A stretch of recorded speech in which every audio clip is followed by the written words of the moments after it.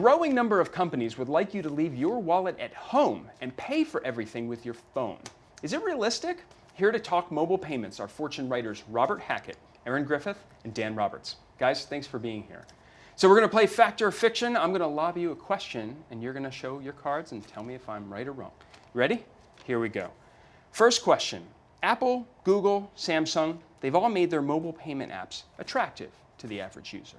Fact or fiction? Fiction, fiction, fact. All right. What gives? Why?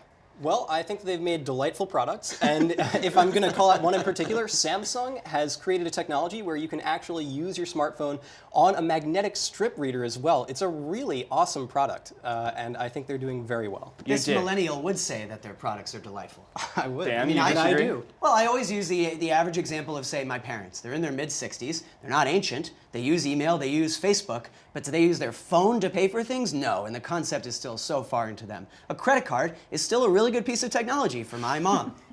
Is that why you disagree? I agree. I think that the early adopters might be paying with their phones, but the late adopters are still just getting phones and figuring out how they work and setting them up. And like my parents also asked me to download apps for them. So I think we're a very long way from everybody universally paying for things with their phones. Death of plastic, much farther away than people say. All right, all right. So that brings us to our next question. Very good.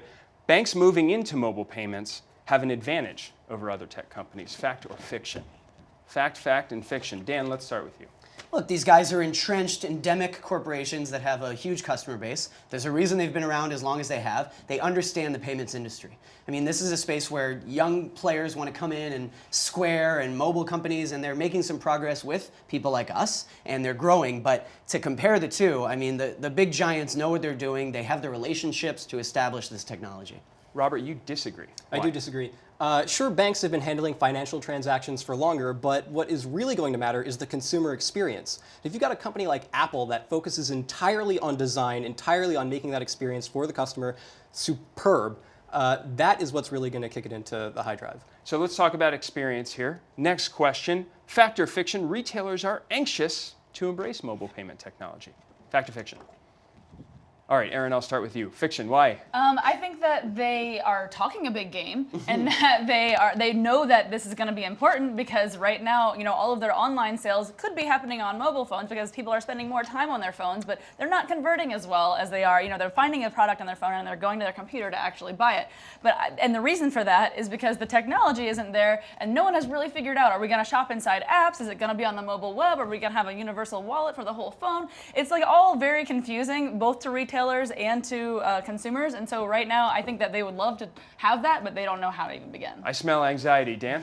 Well, I think that they're anxious and they're ready to embrace it. Whether they're embracing it properly is a different question. Whether it's working well is a different question. But do they want to get involved? Yes. I'm seeing the Apple Pay sticker slapped on every store I go to. But again, I don't know that they necessarily understand and are offering it the best way they could be, but they know that this is something they should care about. And Robert? So banks have dragged a lot of retailers kicking and screaming to update their terminal systems to be compatible with chip card readers. And this is a great opportunity. Retailers that are looking far ahead are updating them so that they will be compatible with mobile payment technologies. And as a result, I think that they're very excited about it. All right, so that brings us to our last question. None of this matters because Bitcoin or another virtual currency will take over the world. Fact or fiction? Fiction, fiction, guys. fact. All right, Dan. Why? Why Well, fact? It's a half fact. Bitcoin's not going to take over anything. Bitcoin's not going to replace the dollar. That's true. But the technology that underlies Bitcoin is very exciting, the blockchain. And I caveat that by saying a lot of places right now are making that same soundbite. They say, oh, well, Bitcoin, forget about Bitcoin, but the blockchain, and a lot of them don't actually understand it. But the point is, it's a publicly distributed ledger, and a lot of other places, like banks, can use something similar. So not Bitcoin the currency, forget that, but Bitcoin as a technology is very interesting. Aaron, you'd rather have cash or cards? We have a system in place that seems to be working fairly well. I don't know why we need to just completely blow it up. Look at Greece. Yeah, okay. Didn't work well there. State currency. And are they using Bitcoin now? Not yet. And Robert? I don't think that Bitcoin is going to come to dominate, but I think that right now it's a fringe currency. It'll move more into the mainstream as it gets more regulated. But as for right now, it's going to always be an alternative to the current options. These were all excellent points. That concludes this episode of Fact or Fiction. Thank you all for playing.